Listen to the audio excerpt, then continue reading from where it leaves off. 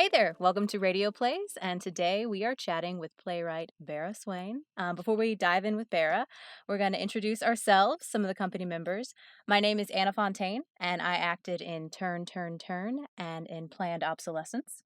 And I am Kara Leimer, and I was an actor in Turn, Turn, Turn, Planned Obsolescence, and The Wonder of You. Hello, I am Clay Brackney Wandelier, artistic director of the company and the director of the Bera Anthology. Bera, hello, how are you? I'm fine. So let's just dive in with our first question. So, how did you first get started as a playwright? And could you tell us a bit about your path to being a professional? Okay, well, the long answer is that I studied acting as an undergraduate and I intended to be a speech major, but I won these awards and I was given a full acting scholarship at school. During that time, I took my first playwriting class with Bill Hopman, but I also entered my first play into that college competition. This is in the 70s. I think it's called the same thing now. I can't recall the name, but I entitled the play, Your Health Comes First, You Can Always Hang Yourself Later, which is something my grandmother always said that to me. It was a collection of pieces that were connected to Judaism, because although I'm Jewish, I wasn't raised with any organized religion. So I had a collection that included The Jewish Wife, folk tales, a joke from Woody Allen that I always remember. So a man approaches a rabbi and says, "Rabbi, why are we not allowed to eat pork?" And the rabbi says, "We're not?" When I graduated, I submitted this play to Jewish Rep on 14th Street, and Ron Ovney accepted it as a production. But I was young and I wanted to pursue acting, and so I declined. And instead, I did an internship at New Jersey Shakespeare, not during the Shakespeare season, during the fall season, where I actually went on opening night in Of Mice of Men as Curly's wife. The girl hurt her back. I think my father did some voodoo or something. So. Gotcha in. Anyway, here's the real story. So in 1983, I saw Crimes at the Heart on Broadway, and I said, "Oh, I can write a play about sisters." And so I began a class with John Ford Noonan at the 63rd Street Y, and he said, "If you finish this play, I'm going to nominate you for this award." So I finished it, and I won the award. It was called the Writer's Voice Award. And at the performance, there was a company called Vibrations Inc., Productions in Deaf Awareness. And they knew that I knew sign language. I'd studied it. But anyway, so I wrote a play for them called Welcome Home, Max, Love, Bob, and Harry, mainstreaming a deaf woman into the play. And since I know sign language, I was able to work both sides. But I'd also done a short piece for them called Woomates. And so I had a hearing actress and a deaf actress playing twins. That was at the American Museum of Natural History. And the irony is that the museum withdrew their support from the Deaf Awareness Company and gave me the grant. So I actually did 12 productions there and always accessible to the hearing impaired. Beautiful. Yeah, but the irony is the woman, she liked me and she liked my process. She liked my attitude.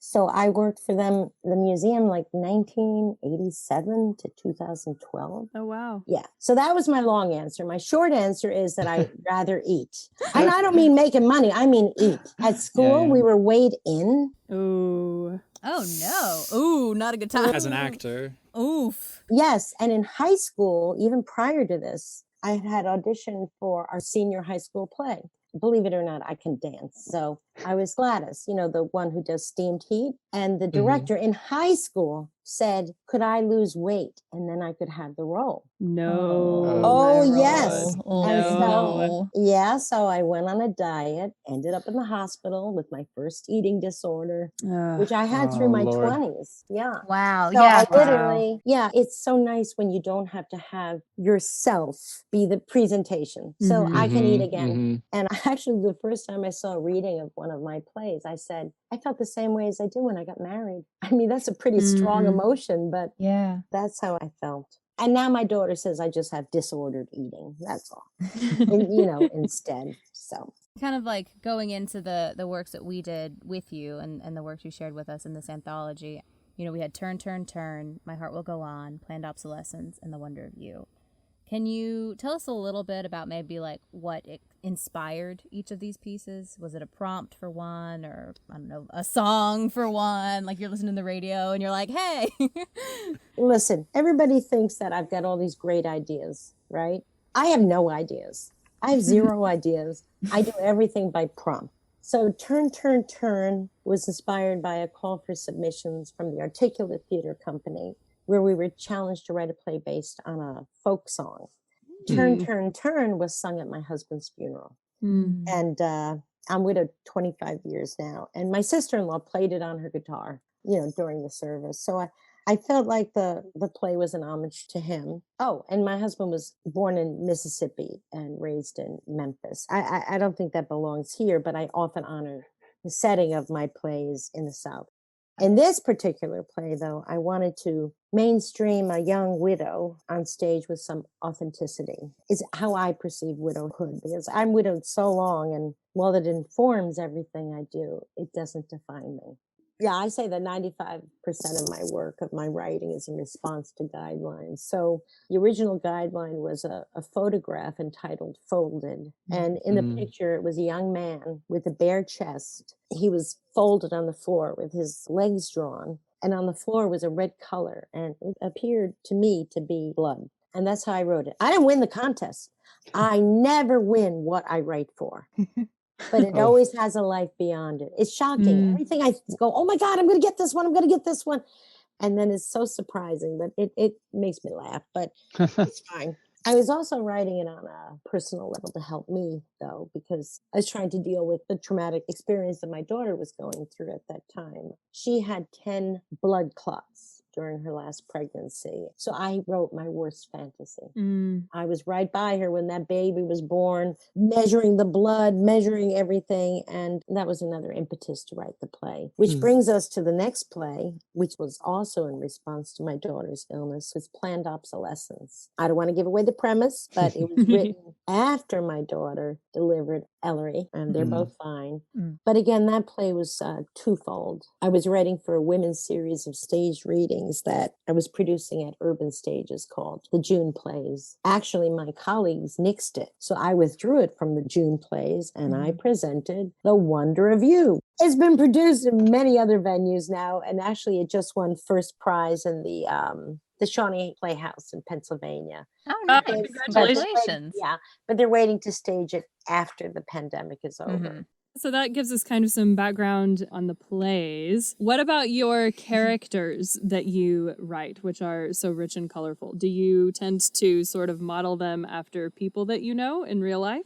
As I write, I think about something that my oldest sister, who's a retired psychotherapist, and she once said to me, she said, we're all contradictions of ourselves. And when I do model characters after people that I know, they rarely recognize themselves anyway. And I always think that's funny, especially my middle sister, who, I think I've said this before, at the end of a play of mine, the audience is crying because you know me, I like drama, I like comedy. Yeah. And she kept turning around. She's going, why are you crying? Why are you crying? Why are you crying? And I'm like, they're moved by this character, but the character was her. And while she semi-recognized herself, she didn't. So you've talked a lot about the concept of loss, and there's a lot of loss in these plays. Can you talk a bit about another character witnessing another character's loss, or the dynamic of this concept? Well, it's funny because shortly after my husband died, I actually wrote a play that had no prompt, that took place in a cemetery. It was called Cries Begonias. And that was, I think, my first play where a character witnesses the grief of another character. Now, I've only visited my husband's grave twice. He's dead almost 26 years. So for me, this play served as a fantasy for all the visits that I haven't taken to see him and what I would have liked to have happened if I went to the grave. And grief is such a funny thing. I find grieving with strangers is much easier than grieving with my family, with my friends. I find some shame in it. It was too scary for me to go back to that graveyard. It's my plot is right there. That's very scary. That's where I'm going to be buried. There's that element. But now I'm going to quote two people. One person, I have no idea who she is. Her name is Jane Rule. And she says, every artist seems to me to have the job of bearing witness to the world we live in. To some extent, I think of all of us as artists because we have voices and we are each of us unique. But Maya Angelou said, there is no greater agony than bearing an untold story inside of you. Mm. So to me, even if it's just one sentence in a story, like Mhm. I like writing where I cringe when I write it, especially if it's a truth, if it's authentic. Mm. Those are the hardest. But when I watch my plays as a witness among other witnesses, the audience's response makes me feel part of something bigger than me. It soothes me and it validates me and gives me permission to have these feelings. Jumping on the back of that then, I mean, because again, in all of these plays, you have those moving scenes and you have that loss and that grief and grappling with that, but then you also have a lot of wit and a lot of humor. Because you mentioned, grief is this funny thing. What about whether it's experiences in your own life or your point of view where you like to mix these two things and these two things coexist in these plays? Yeah, well, of course, the loss of my husband was a major influence. He was sick 11 years. We had our daughter. His 13th heart attack, he was pronounced dead. And I was deciding whether or not I should bring her to see him before he died. Well, it ends up he wasn't dead. He was in a coma. But when he came out of it, he had no memory. He would watch. I remember I was telling him that that Hoss from no, not Hoss. Joe Cartwright from Bonanza had died that year. Mm. When I came in, I said, "Oh, what's that actor's name? I'm blanking his name from Bonanza because it's a show you probably haven't watched." But I said, "Oh, so and so died today," and he goes, "Huh? I just was with Hoss riding around the Ponderosa with him," because he could only respond to what he saw.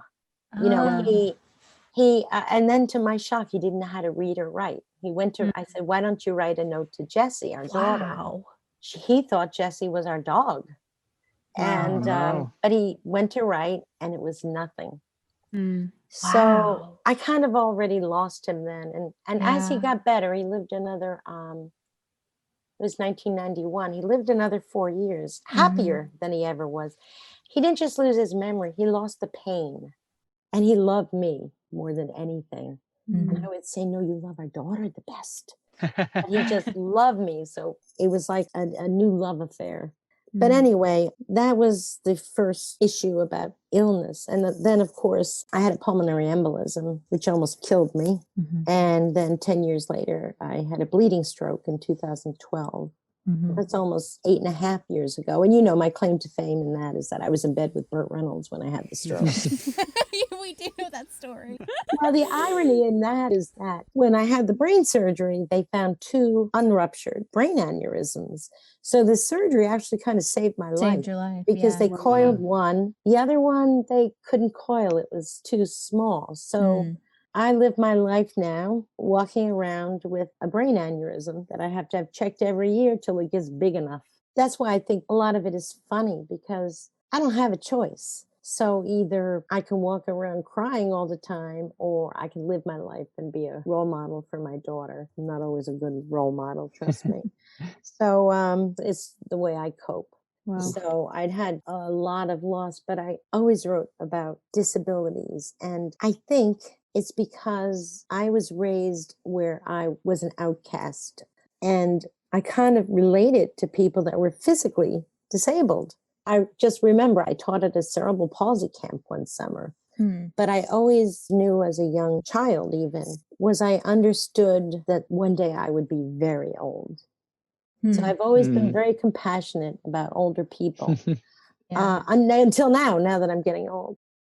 So I would like to know if, in the process of writing some of these plays, if they turned out vastly different. Like you said, you write from prompts mostly. So if you've written from a prompt and then you were like, well, actually, this no longer fits the prompt or anything like that. In a successful play, each character should need something. This is the most important part of a play structure. And the other important element is the Passover question, which is why now, why today? I even know that that's Passover. It's not Hanukkah. But those two things are very important in a short piece because you want to raise the bar.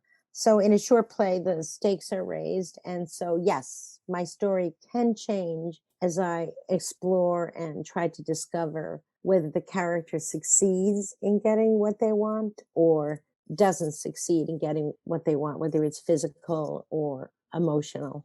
Oh, for the record, oftentimes I'll take a playwriting class. I only take beginning playwriting because to me, I don't want to go off and show off this. And, I love the, just like I like young companies, I love the passion of beginning playwrights. And I think that structure is really, really important. So I have one play, it's published, it's been done all over the place.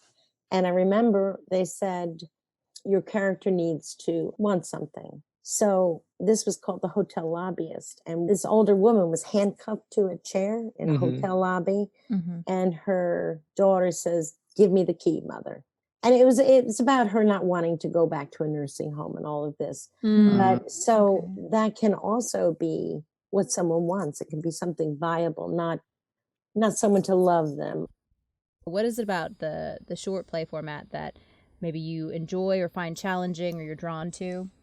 I like getting in and getting out. But truthfully, I embraced the short form because I had a full-time job. I was raising my daughter by myself. And you can get in and out of a short play easier than structuring a full length.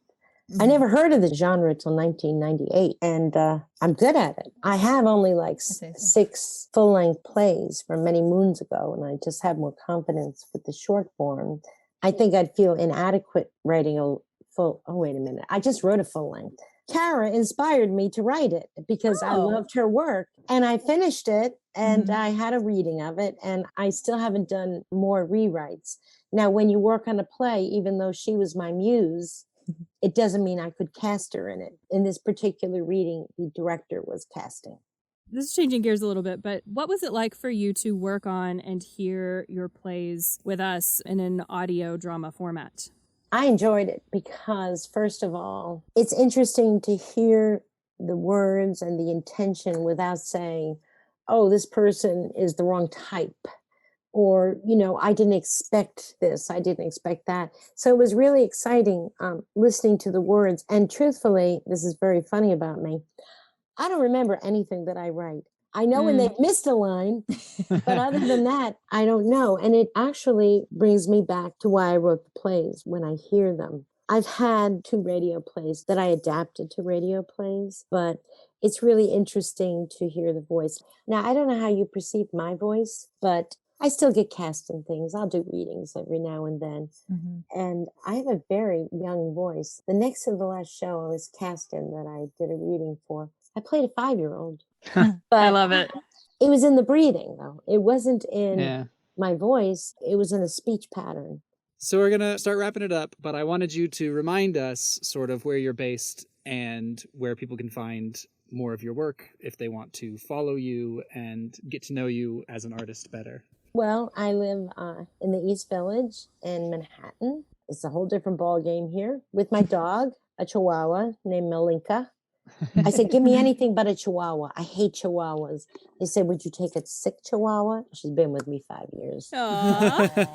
If you Google me, you have to Google search Barra Swain playwright or some ridiculous stuff comes up.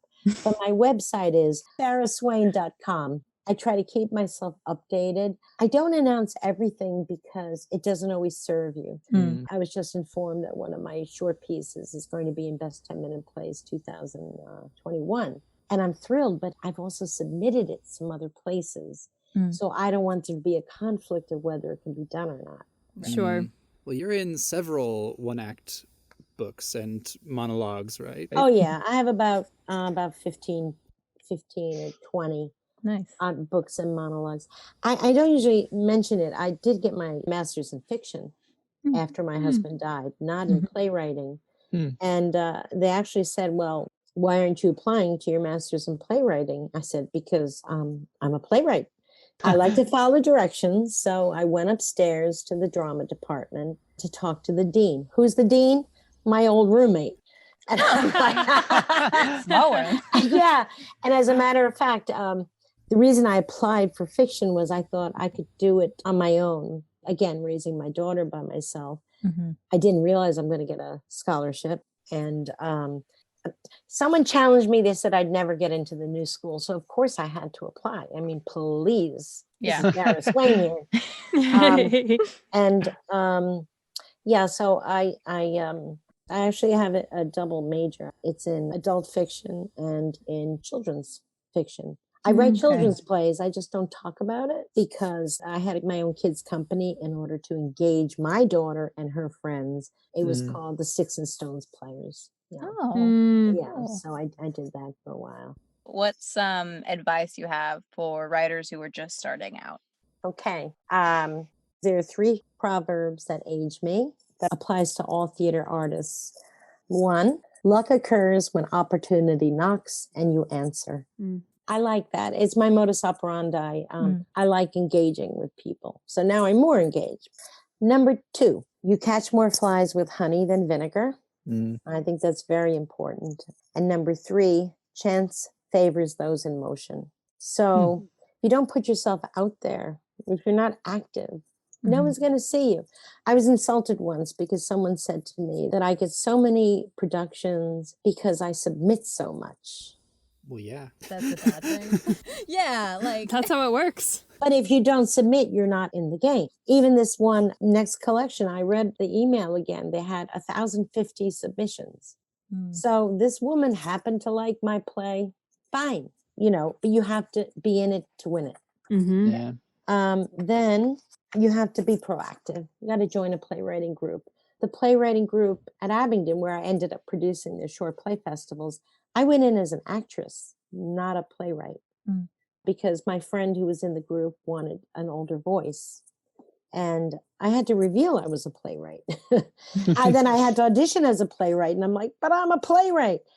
I don't know why people would not assume that I actually have some acting ability because I write for actors. I mean, we'll agree, I'm an actor's writer. Definitely. So if you join a group, you should be prompt, whether it's on Zoom or when it's live, and you should abide by the rules. You won't be asked back if you're disruptive. Another thing to do is to attend plays by companies that you're interested in working with. And when you do attend those plays, even if it's on Zoom, Google the company, find out who the artistic director is, write to them. But you have to be genuine. Because flattery, people know false flattery. They just do. And I always believe, that's what I believe. Wait, I have another suggestion. Offer your services other than writing at theater companies. Yeah. I met the artistic director in the front. She was sweeping the sidewalk. I didn't know she was the artistic director. Volunteer to usher, to house manage, to help with concessions. When places are open, visit the administrative office and thank them. I'm working with someone now who was the best assistant stage manager in a play that I saw about 9 years ago. She went on to get her master's at Columbia in directing. Brilliant director. She directed 2 pieces of mine. But I had assumed if she was such a good stage manager, her attention to detail, the way she was able to calm people, it was just one of those explosive casts, then I assumed she'd be a fantastic director. And that's what I based it on without even knowing her work. So I wrote her recommendation. So I don't believe in networking. What I'm saying sounds like networking, but I believe that, like all of you, you make friends and you make them your true friends, and then you'll support each other because you want them to do well. I have a few friends that aren't that talented. I have a hard time with it. I know I have to I shouldn't say that. My best, my closest friends are all very talented, and it's my judgment, but I struggle with some things and I'm kind of ashamed about. It's kind of like young people. I love having people of all ages in my life. It makes my life richer. Like today, I'm looking at up and coming talents, and usually I feel motherly. I feel good about it, and then I feel old. So for me, I'm producing a series at Urban Stages now, the Heroes and Villains monologues. And the people are from all over. I've worked with every single one of them. And I'll invite one of you in. You know, you have to expand your community a little at a time. You can't just get rid of everybody. But I have people there from Australia, from the West Coast, from the East Coast, Portugal.